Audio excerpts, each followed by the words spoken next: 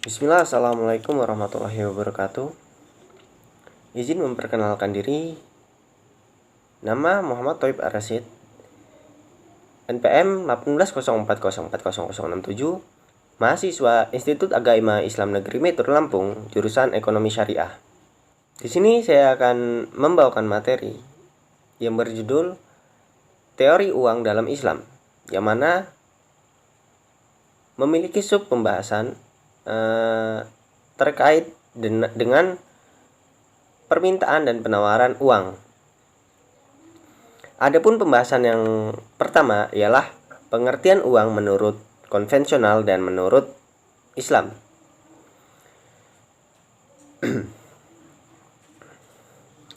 Uang dalam ilmu ekonomi tradisional didefinisikan sebagai setiap alat tukar yang dapat diterima secara umum. Alat tukar itu dapat berupa benda apapun yang dapat diterima oleh setiap orang di masyarakat dalam proses pertukaran barang dan jasa. Dalam ilmu ekonomi modern, uang didefinisikan sebagai suatu yang tersedia dan secara umum diterima sebagai alat pembayaran bagi pembeli barang-barang dan jasa-jasa serta kekayaan berharga lainnya, serta pula untuk pembayaran hutang. Dalam ekonomi Islam, secara etimologi, uang berasal dari kata al-naqdu nuqud. Pengertiannya ada beberapa makna, yaitu al-naqud yang berarti yang baik dari dirham, menggenggam dirham, dan al-naqud juga berarti tunai. Sedangkan kata nuqud tidak terdapat dalam Al-Quran dan hadis, karena bangsa Arab umumnya tidak menggunakan nuqud untuk menunjukkan harga. Mereka lebih menggunakan kata dinar untuk menunjukkan mata uang yang terbuat dari emas, dan kata dirham untuk menunjukkan alat tukar yang terbuat dari perak. Mereka juga menggunakan warik untuk menunjukkan dirham perak, kata lain untuk menunjukkan dinar emas. Sementara itu, kata fulus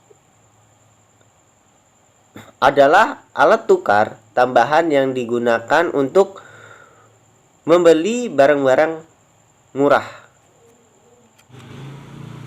Dalam konsep Islam, uang adalah flow konsep. Islam tidak mengenal motif kebutuhan uang untuk spekulasi karena tidak boleh. Uang adalah barang publik milik masyarakat. Karena penimbunan uang yang dibiarkan tidak produktif berarti mengurangi jumlah uang yang beredar. Bila diibaratkan dengan darah dalam tubuh, perekonomian akan kekurangan darah atau terjadinya kelesuan ekonomi alias stagnasi. Itulah hikmah dilarangnya menimbun uang. Konsep uang dalam ekonomi Islam berbeda dengan konsep uang dalam ekonomi konvensional. Dalam ekonomi Islam, konsep uang sangat jelas dan tegas bahwa uang adalah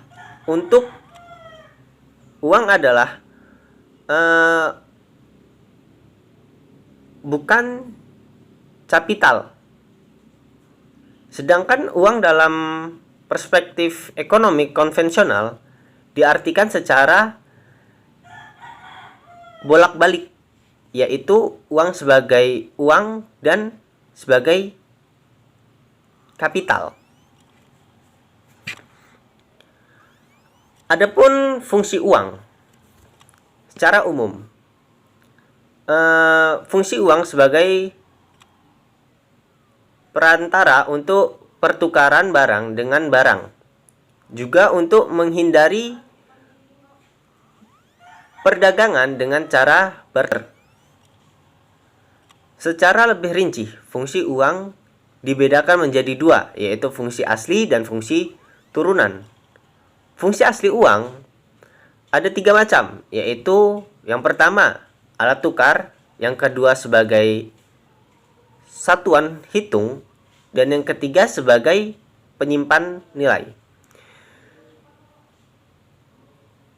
Adapun fungsi turunan uang, yaitu yang pertama uang sebagai alat pembayaran yang sah, yang kedua uang sebagai alat pembayaran utang, yang ketiga uang sebagai alat penimbunan kekayaan, yang keempat uang sebagai alat pemindah kekayaan, dan yang terakhir uang sebagai alat pendorong kegiatan ekonomi.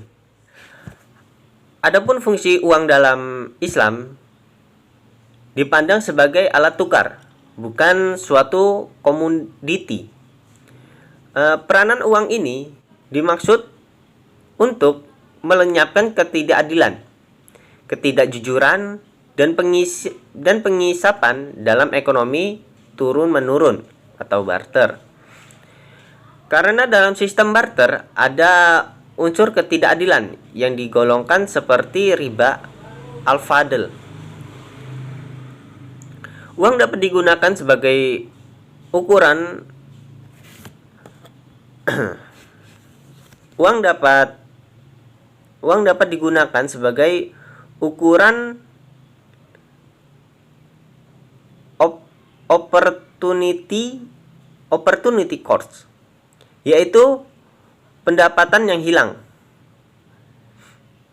Di samping itu, uang juga memainkan peranan sosial dan religius yang khusus karena ia merupakan ukuran terbaik untuk menyalurkan daya beli dalam bentuk pembayaran transfer kepada si miskin.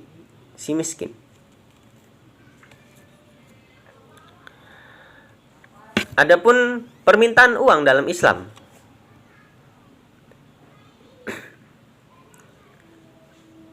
ada beberapa mazhab yang menerangkan tentang permintaan uang dalam Islam. Yang pertama ialah menurut mazhab iktisaduna. Menurut mazhab ini, permintaan uang hanya ditunjukkan untuk 2 tujuan pokok, yaitu transaksi dan berjaga-jaga untuk investasi.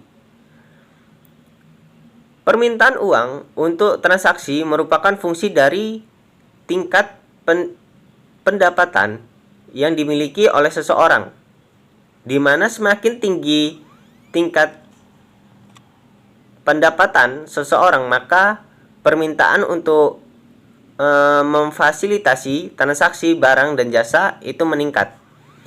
Yang kedua, menurut mazhab mainstream, permintaan uang dalam Islam menurut mainstream juga hanya dikategorikan dalam 2 hal, yaitu permintaan uang untuk transaksi dan berjaga-jaga. Perbedaan baru terlihat dari mazhab ini dengan melihat bagaimana perilaku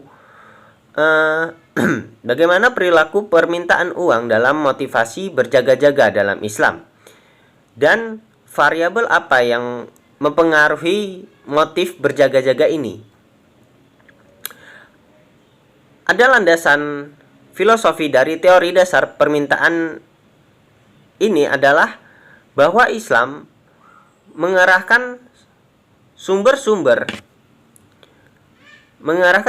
daya yang ada untuk alokasi secara maksimal dan efisien.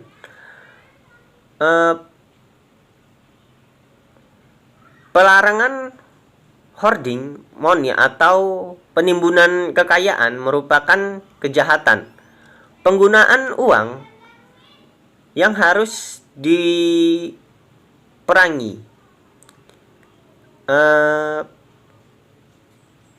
Pengenaan pajak terhadap aset produktif yang menganggur merupakan strategi utama yang digunakan oleh mazhab ini. Ini dilakukan untuk mengelola setiap sumber daya yang ada pada kegiatan unsur produktif. Lalu yang ketiga ialah menurut mazhab alternatif. Permintaan uang dalam mazhab ini sangat erat dikaitkan dengan konsep endogenos uang dalam Islam. Teori ini dalam Islam secara sederhana dapat diartikan sebagai keberadaan uang pada hakikatnya adalah representasi dari volume transaksi yang ada dalam sektor real. Teori inilah yang kemudian menjembati dan tidak mendikotomikan antara pertumbuhan uang di sektor moneter dan pertumbuhan nilai tambahan uang di sektor real. Adapun yang selanjutnya ialah penawaran uang dalam Islam. Menurut penawaran uang dalam ekonomi Islam dikontrol oleh negara sebagai pemegang monopoli atas penerbitan mata uang sebagai alat tukar yang sah. Islam membuat suatu ketentuan yang jelas tentang suatu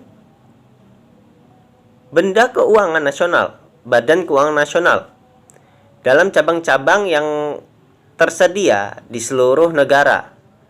Badan ini yang pada masa awal Islam dibentuk, yaitu Baitul Mal, yang disebut Baitul Mal,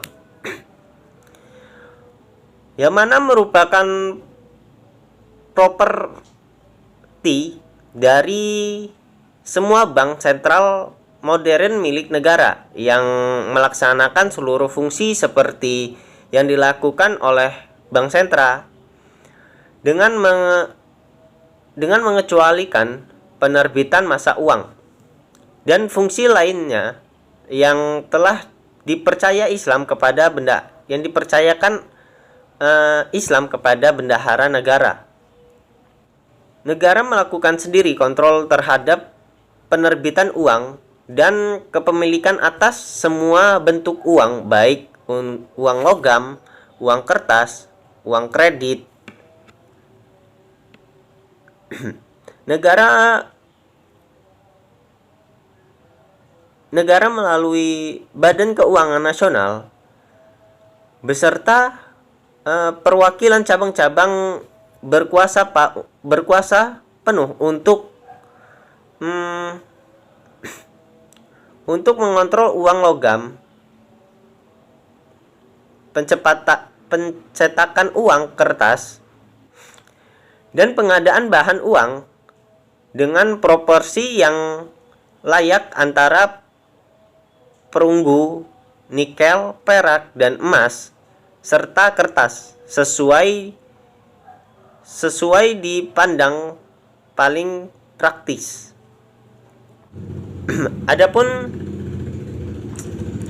Adapun materi yang selanjutnya ialah teori permintaan uang.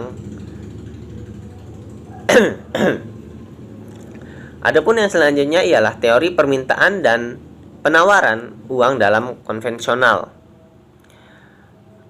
Permintaan uang. Yang pertama ialah permintaan uang. Ada beberapa teori permintaan uang dalam ekonomi konvensional. Teori-teori tersebut antara lain, yang pertama teori moneter klasik, yaitu teori uang ini dikatakan klasik karena landasan pemikiran mengenai perekonomian dalam teori tersebut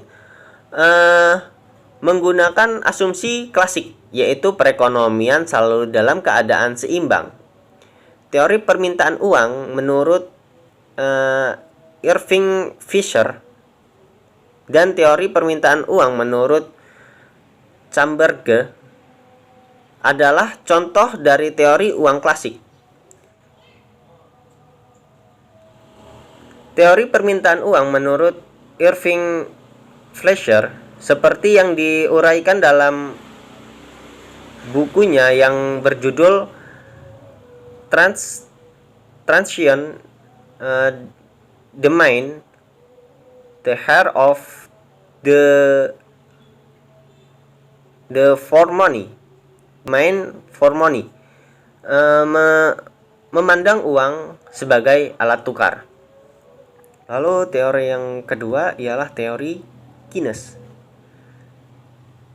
Teori Keynes menyatakan bahwa mekanisme pasar tidak dapat secara otomatis menjamin adanya full employment dalam perekonomian, perlu adanya campur tangan pemerintah dalam hal ini.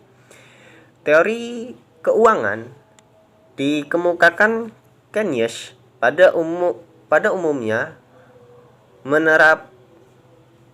menerangkan 3 hal utama, yaitu tujuan-tujuan masyarakat untuk meminta menggunakan uang.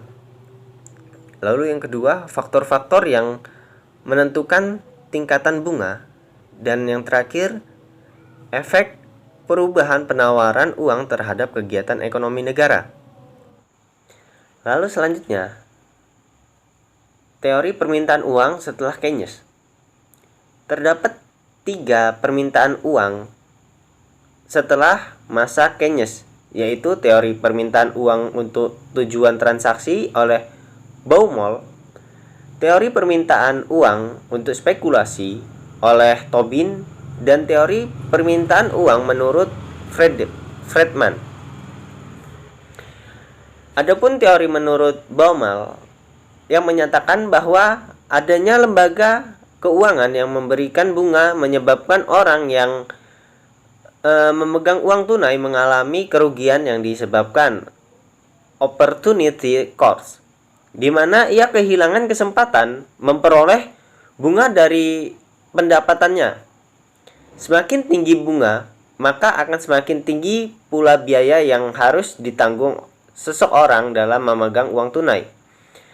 Apabila ia menyimpan semua pendapatannya di lembaga keuangan, maka orang tersebut akan memperoleh keuntungan dari bunga, tetapi ia tidak dapat melakukan transaksi atau melakukan konsumsi. Oleh karena itu, seseorang akan menentukan jumlah uang yang akan dipakai untuk tujuan transaksi yang dapat mengoptimalkan penghasilannya.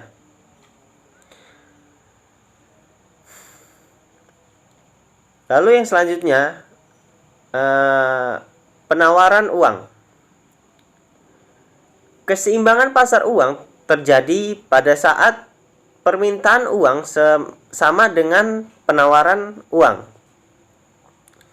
Esensi tentang permintaan uang sudah dijelaskan pada bagian sebelumnya, yang menjelaskan tentang permintaan uang. Untuk penawaran uang dalam pendapatan ekonomi konvensional merupakan suatu yang menjadi kewenangan dari bank sentral suatu negara, sehingga dalam pengkajiannya dianggap sebagai suatu yang tertentu nilainya. Mungkin sekian dari materi yang telah saya sampaikan. Apabila dari perkataan saya atau dari materi saya ada yang kurang dipahami, saya mohon maaf karena saya sendiri masih belajar. Kepada Allah saya mohon ampun. Wabillahi taufik wal hidayah. Wassalamualaikum warahmatullahi wabarakatuh.